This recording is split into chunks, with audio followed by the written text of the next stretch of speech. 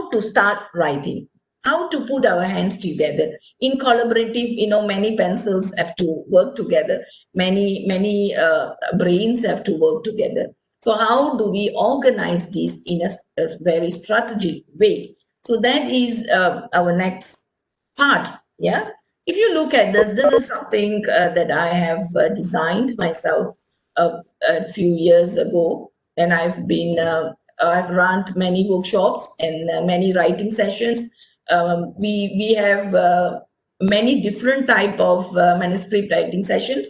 We have flip writing, we have 5 days continuous writing type of workshop, where we have a final manuscript completed and submitted for publication, and it's quite successful for the last few years. So when you look at it, in a collaborative writing, identifying the title in when it comes to a collaborative or interdisciplinary writing, it's very important to come up with the title, because I remember when I started my PhD back in 2003, my supervisor told me that don't worry about the title now, don't worry about your abstract, about the keywords. You have done your experiment, get your experiment result, write up your methodology, and then write your results. After that, we will write the introduction, then we will do the discussion, and we will do the conclusion, and finally go and put up our abstract and title. So that was the approach back in 2003 when I started my research for my PhD. But I think when I apply this technique with my own students now, there is a huge challenge. That is where in 2015 I came up with this model, and I'm looking at it very, very much more effective now, and where we put up the title, especially in interdisciplinary research, because most of my students, they are working on healthcare engineering or STEM education, and automation in industries. So these are the three main sectors that I supervise students, but majority is in healthcare engineering, where it is a true interdisciplinary. In any project, there will be one medical student, one engineering student, at least minimum two, or sometimes we have an IT computing student coming in, or sometimes we have health rehabilitation students in it, or we have students from audiology, students from speech therapy, who works together in one project. So how do we write a manuscript when there's a number of them involved in that work? So that is where we identify the keywords, and then we identify the individuals who's going to handle the keywords. Yeah, in like say there is two students who are writing. If 5 keywords, one person will be handle 2 keywords, and the other one handle the 3 other keywords based on their own domain. Mostly it's like medical and engineering. Then the first 2 keywords will be medical, and the last 3 keywords will be engineering student who handles it. All right.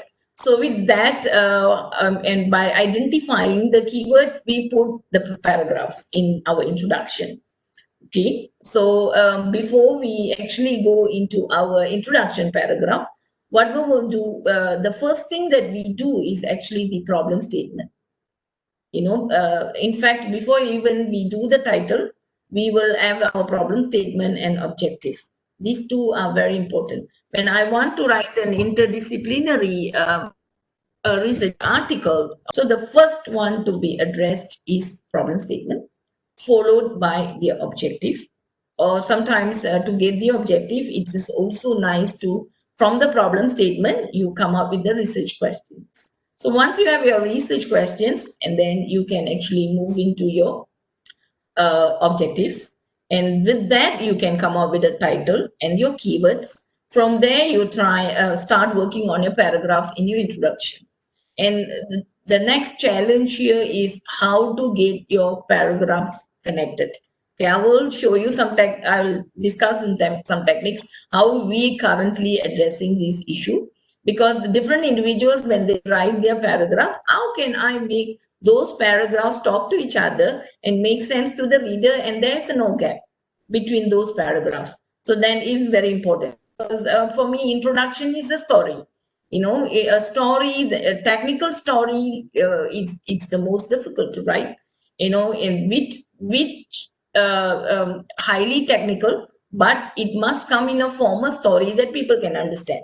So that is the challenge. I think most young writers they have, especially our undergraduate students. Postgraduate students, master students have the same challenge, but PhD students will a little ease because they already have the writing experience during their masters.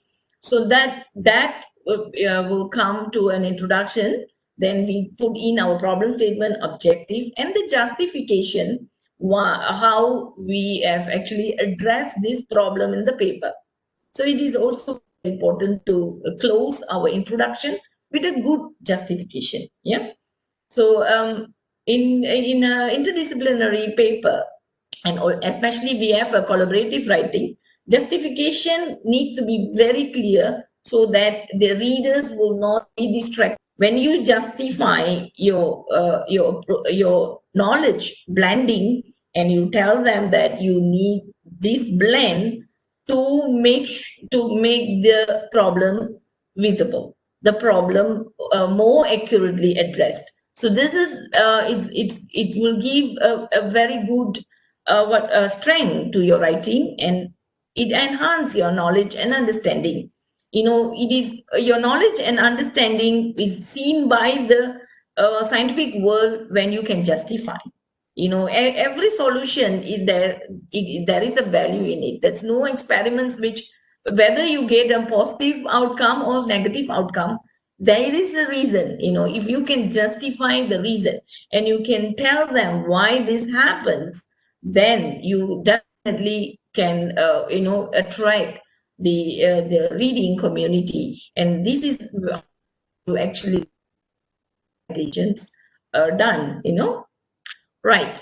Okay. With completing that, when we go into methodology now, if you look at here, I put it into 5 as segment again. How do I do? You see, in a medical, again in a healthcare engineering manuscript, data collection and data preparation normally done by the medical students. And then the data analysis, data modeling, and data classification is done by the engineering student. So when they write these individually, again, they need to sit together and make those paragraphs talk to each other. So that is the challenge. But when it is very well separated, so they can actually write it at their understanding and what they have done appropriately in the language that it should be written in scientific manner. So then the patching, the communicating between the paragraph can be done. Same goes to the results. You see, here we have descriptive statistics, filtered data against raw data, processed data, model, and classified data. So 1 and 5 in healthcare engineering will be done by the medical student. 2, 3, and 4 will be done by the engineering student. So first, the descriptive statistics, and the last part on the classifying the data and saying that, okay, this is my patient, this is how they look, and this is the outcome. Now I can predict them, I can classify them into a particular group. Whereas filtering the data, processing the data, and modeling the data to be done by the engineering students. And the engineering student will not have the understanding how the classified data can be useful in clinical. So that will be their challenge, So, and also on the descriptive statistics, how it makes sense in a clinical environment, because clinical environment, descriptive statistics means a lot. And the validity of the descriptive manuscript is very, very important for them to get this, manuscript valid. So this is all like the inclusion criteria, exclusion criteria. Have they really looked into it? Is there outlier? If this outlier is actual outlier, or it's a system error, or we have selected a wrong patient, all these are very important. So those are the aspects, where we need the right expertise to make a decision. So by completing that, now we're going to write our discussions. A good manuscript, especially in quartile 1 and quartile 2, 3, you need to, your paper is going to be in quartile 1, 2, 3, Q1, Q2, Q3 papers.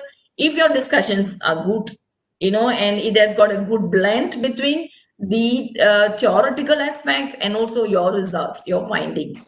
So this is where you look at here. I have actually brought about both the introduction and result to do the discussion. Here again, now paragraph 1 and paragraph 5 to be written by the medical student, 2, 3, and 4 to be written by the student. So this is a strategy that I have introduced among my students, practically because I find students have heavy difficulties in writing their publication, their manuscripts in both their master's and PhD when it comes to interdisciplinary research. And this is where the collaborative approach has been adapted for the last 4 years.